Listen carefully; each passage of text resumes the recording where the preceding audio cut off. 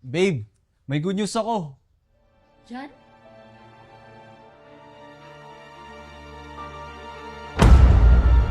Sir Rico? Anong ginagawa niyo dito? Andito si Sir Rico kasi kinuha niya ako as bagong secretary sa Standstill Enterprises. Monica, di ba nag-usap na tayo? Bakit hindi mo pa rin hinihiwalayan ang lalaki mo? Sasabihin ko pa lang sana, ma. Siya ba? Eh, janitor lang namin sa office yun eh. At wow! Nang niligo ka kay Monica, ang tindi din ng ako mo. Girlfriend ko siya. Matagal na kami. Hoy! Ang tanda ka ng mukha mo, no? Hindi ka kinikilabutan? Hindi kayo bagay ng anak ko. Ang bagay sa kanya, yung ikatayuan na sa buhay. Tulad ng lalaki to. Sakto!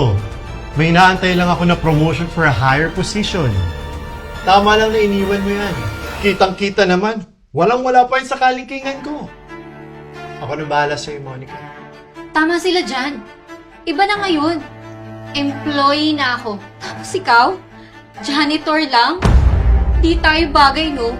Heho. Congratulations to our new CEO and owner of Standstill Enterprises. Announce natin sa office ang turnover. Huwag po muna. Magpapanggap po muna ako bilang isang janitor sa office.